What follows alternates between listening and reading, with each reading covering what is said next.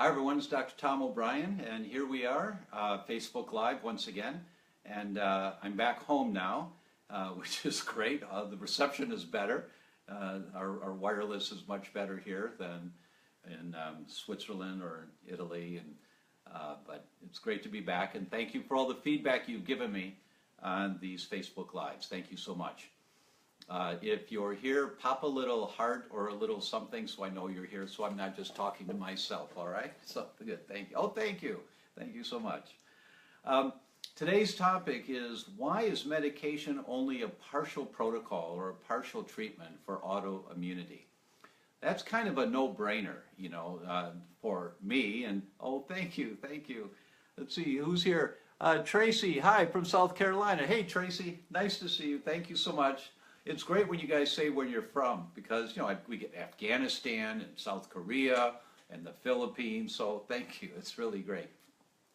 So with autoimmunity, why is medications only a partial treatment? So, Mrs. Patient, this is how I say it to people, Mrs. Patient, when you have symptoms, when you have an autoimmune condition going on, it's like you've fallen over a waterfall and you've fallen into the pool below, and you get to the surface, and the water keeps going from the waterfall, so it's very turbulent water, and you're trying to stay afloat. You're trying to stay afloat, and you're in the symptoms of diabetes, or you're in the symptoms of MS, or you're in the symptoms of arthritis, or you're in the symptoms of chronic fatigue, but you're in this turbulent water from the waterfall, and you're looking for the life jacket that's you'll be able to float and you're safe. You're looking for the better life jackets. And that's why you guys are here listening to this one today. And New York City, in the house. All right, thanks, Kathleen. That's really nice. In Chattanooga, Tennessee. Oh, that's really great. Thank you. You are in my house, so thank you for that. So you're in this pool, and you're looking for the life jacket. You've got to have a good life jacket, you know, or you drown, right? You need medication sometimes when you're diagnosed with autoimmune diseases, or you drown. The autoimmunity just continues and continues and continues. The problem is the medication, those life jackets that keep you afloat, are not doing anything about the water that's coming down, and that you fell over the waterfall down into the pool. The medications don't do anything about that. The medications are really valuable. Oh, thank you guys for the little hearts and stuff. I think that means that I'm saying something you resonate with, so thank you for that. The medications are a life jacket. You need the life jacket. Don't be stupid, excuse me, but don't be stupid. If you need medications, you take them. But what you have to do is you have to go back upstream. You have to go back upriver, above the waterfall, and figure out what fell in the river. What fell in the river that eventually took you downstream. So when you read, oh, we're from British Columbia. Hello, Marie. Have your book, and it's helped me so much. Thank you. Someone said that to me yesterday, and she said it saved her life. And thank you so much. So you have to go back upstream. You got to figure out what fell in the river. What fell in the river that eventually took me downstream? Do I eat tuna regularly? And tuna's loaded with mercury. So do you have mercury toxicity, and it's manifesting in your brain, or your child's brain? They've been diagnosed with attention deficit, and they want to put them on Ritalin, which shrinks their brain. Do you have toxic chemicals? Do you have PCBs from bisphenol A and from other places? What's this one? So excited to watch you, Doc. Thanks for all you do. Hello from Georgia. Oh, thank you. Tracy, thank you. I'm going to tell my wife, Tracy, you said that I'm a gift. Thank you so much. No, she gets that. She's really nice. So, once again, you need the medications, but you got to go back upstream. You have to go upstream to figure out what happened. Where did it come from? I'm going to give you a couple examples, guys. And we're going to put this on our website. Will you help me remember? We're going to put this on the website so you can download this article. This is from my friend Dr. Dale Bredesen, who's at UCLA, and he runs the Buck Institute. That's the Alzheimer's Treatment Center. And Dr. Bredesen published this paper in 2014, and completely reversing Alzheimer's in 9 out of 10 people. Completely reversing it, what we think is an irreversible death diagnosis, right? Completely reversing it. Gina from my team is here. Hello, Gina. Great, great, thank you.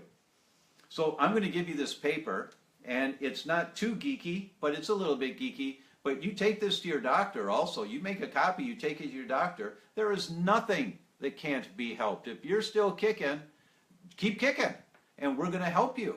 The more you learn about the concepts in this book, the more you learn about these concepts, the more questions you're going to ask. What happened to me? Why did this happen to me? I'm going to give you an example from yesterday. You know, every once in a while, I'll see a person, and I'll do a consultation for a person, and I saw one person yesterday. A lovely woman, 54 years old, diagnosed with scleroderma.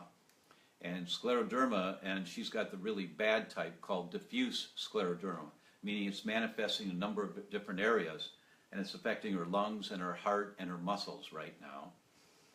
And she has been to the very best. Oh, what does this say? Ronnie Moore, I'm a gift. Thank you, Ronnie. I just wish I could convince more of my friends to listen. I constantly hear about all their problems, but no one is ready to make this commitment. I don't understand. Reverse. Thank you, Ronnie. I know.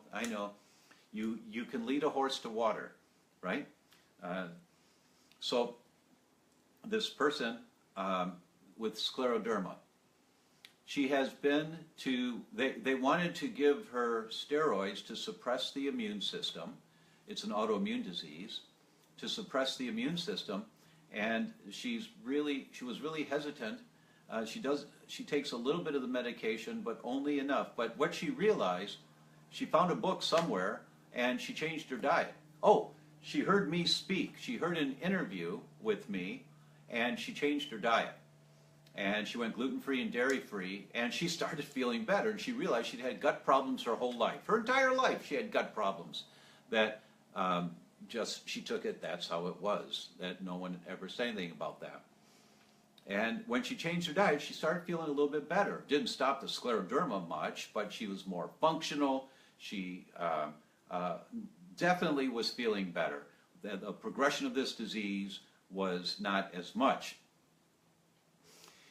She went to a support group for scleroderma patients shortly after being diagnosed, and people were in wheelchairs, people were on oxygen tanks. A few months down the road, people that started when she did were already having a hard time walking, and she changed her diet. She was motivated to do this, and she didn't progress at the same pace that these other people have progressed. Then she got my book and read my book, and then she started trying to get to me. And I have to say, you know, she tried for 8 months because I don't see many people anymore. But in reading my book, she started asking the questions.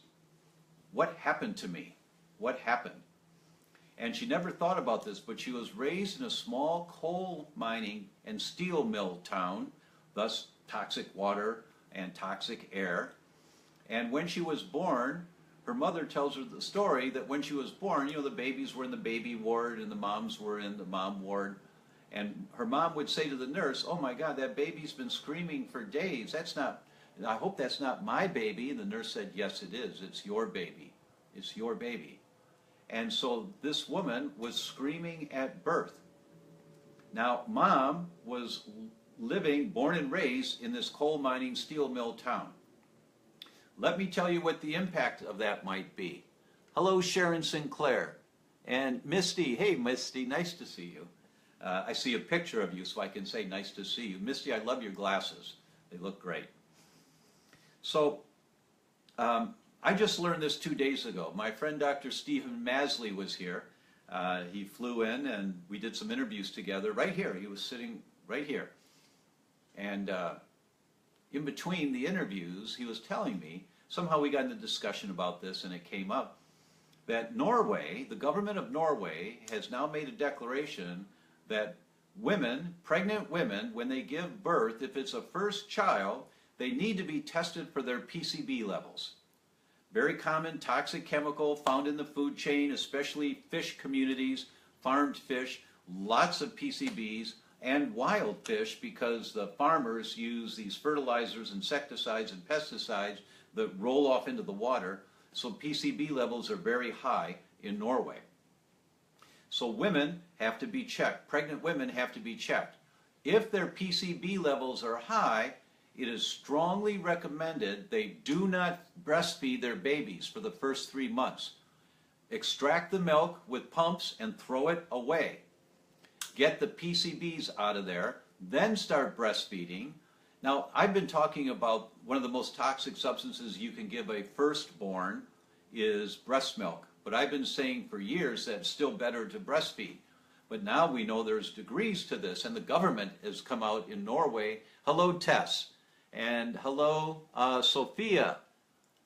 Sophie from Paris. Hello, Sophie. Oh, thank you. Thank you so much. Find me really good gluten-free croissants in Paris. I'll come to Paris. It is a destination for me. When I can find gluten-free croissants, I'm going there because I miss croissants a lot. So the government of Norway is now recommending that pregnant women for a firstborn do not feed their babies their breast milk, because these toxic chemicals, they're called endocrine disrupting chemicals, they bind to estrogen receptor sites. That's the primary place they bind. And then they get stored in the estrogen loving cells, like the mammary cells of the breast. So women, firstborn children, so they're 24, 28, 30, 32, 34, they've got 22, 24, 30, 34, 38 years of accumulating PCBs in their estrogen-loving cells. So when this mom now starts making breast milk, the breast milk is loaded with the PCBs in the mammary cells. And the levels are so high now, it's extremely toxic. It's a neurotoxin. And so these babies are being born already in great distress. Hello, Carmen Coe. Thank you. And Tess. Hi. Hi. So these babies are being born in great distress. Great distress. So you have to check your PCB levels, and that's just one. That's just one chemical. It could be mercury. It could be lead. It could be bisphenol A. You know, that's what my book is about, guys. So hopefully you are reading my book, and you're starting to get this big picture understanding, and you're moving from there. And let's see. Hello from Northern Michigan. Oh, that's my sister. Yeah, she's in Northern Michigan on a little vacation. Tell Anthony I hope he's catching lots of fish. I have a nephew who's quite the fisher man. He was a fisher boy. He started when he was 3 fishing. He won Michigan's Fisherman of the Year award of everyone. That's the men, the adults, and this young kid. And he just loves fishing. So anyway, toxic chemicals, guys. It's the trigger, as you read the book, it's a very common trigger in the development of autoimmune diseases. So now we have governments that are saying, don't give breast milk. Now that's a terrible thing. And then for the second child and the third child, it should be fine, but mom will just check her PCB levels before second pregnancy. I'd suggest that once you have elevated levels, you got to detox this stuff out of your body, and when you detox it out, then you just check every once in a while, because you may be extremely vulnerable and sensitive to accumulating these chemicals because your detox systems are not up to par. So for those patients, I recommend doing the genetic test for detoxification. I don't know if it's on my website. I think it is. It's from the laboratory Genova. It's called detoxigenomics. That's the test you do to see how capable are you of detoxing, your major detox pathways. Hello from Wyoming, Lenka. Hey, Lenka, hi. Miss you. And Tracy, hi, Tracy. You have all your pre-childbearing couples test their toxic load and then detox. Way to go, Tracy. Way to go. High five to you, girl. That's what we all need to do, is pre-pregnancy level, women of childbearing age need to be checked to see how toxic they are. Really important to do. Really important. So taking a medication for autoimmune conditions can be helpful to have the life jacket on to keep you afloat in the pond with all the turbulent water, but you still got to go upstream and figure out where it's all coming from. Hello from Cape Town, South Africa. This is so, and she's an O'Brien. Merle Grace O'Brien. Hello, Merle Grace. Now it's spelled I-E-N instead of Y-A-N. Merle Grace, when my son and I went to Dublin a couple of years ago, I was teaching in Dublin, and I invited my son. We were in the hotel and we opened up the phone book. There were 5 pages of O'Brien's I-E-N, 5 pages. There was only one Y-A-N, and this was in Dublin. So we called the guy and we got his voicemail and we said, hello, we're your cousins from the U.S. Keep the faith, we believe in you. And then we hung up. But so thank you so much for listening in from South Africa. Thank you so much. Oh, who's it? Oh, Lars. Lars. Hi, Lars.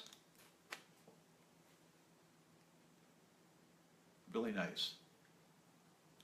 So guys, it's really simple about autoimmunity and why the medications, they're helpful. You use the medications, but they're not going to fix the problem. They're not, you got to go upstream, get my book if you haven't gotten it yet, read the book, pass it on to your friends, that we have to go upstream to figure out why you fell in the water, over the waterfall, and you're in this pond of turbulent water with all these diseases and all these conditions that you're dealing with. We don't have time to mess around anymore. You know, we're killing off the species. 78% of all wildlife around fresh water. Children are getting diagnosed with diseases at earlier ages. We're wiping out the planet. And so we have to think. It was Einstein that said, the problems we've created today cannot be solved with the same level of thinking that created the problem. So we have to up our game. So my whole premise and what I'm devoting myself to, this is Donna Grant from Prince Edward Island in Canada. Oh, and Lewis from Toronto. Thank you, guys. Thank you. That's very cool. I'm dedicating myself, and I haven't said this yet, I think, on here, but now I'm married, and hopefully soon my wife will get a visa, and she'll be back here, and I can get down to work. Well, actually, I'm working very hard already. Where is this? Hello from Mount Airy, Maryland. Hello, Deborah. Hello, Deborah. Guys, I'm dedicating myself to this concept of educating people. We have to get the world to understand this. We have to get the world to do it. So we're starting an online membership program. It's free right now for 30 days. You can go there, theDr.com, theDr.com/gift. And you go take a look at there what we're doing and see what you think of it. And oh, thank you guys. Oh, a whole bunch of hearts. Oh, thank you so much. Thank you. And I'm not going to do any other types of work. I'm dedicating myself to this. My wife is supporting me in this. To get this message out to you, you have to think a bigger game. We all have to think a bigger game to save this planet. And how do I say this? How do I say this? I need your support. So if you like what we're doing, I'm going to continue doing these Facebook Lives. When I remember, we've been shooting videos all day, and we were just finishing. And I said, oh, it's 4 o'clock. Good, I can go to 4:30 yoga. Wait, 4 o'clock? And then I looked at my phone, and my wife said, don't forget your Facebook Live. She texted me, oh my God, it's 4 o'clock. And thanks to Hubert, we got on here really quickly. But I'm dedicating myself to this, and it's your support that will help for us to continue, because I have to have a team, and you know it's expensive to do this stuff, but this is what we're doing. So if you like it, please, thank you so much. Oh, look at all the hearts. Thank you so much. Thank you. So with that, I don't have any more to say today, except thank you all, and thank you for your support. Please pay it forward. Get this link, send it to your friends. Go to theDr.com/gift, check it out, see what you think. Send us your messages, and we've got tons of videos. I've shot maybe 60, 70 videos that we're going to be putting into the program. So we want to give you a taste of it first. Oh, thank you, thank you. All these hearts and these thumbs up, it's really great. I can live my life being validated like this. Thank you so much. Okay, with that, I'll say thank you and blessings, and I'll see you next week. Thank you all.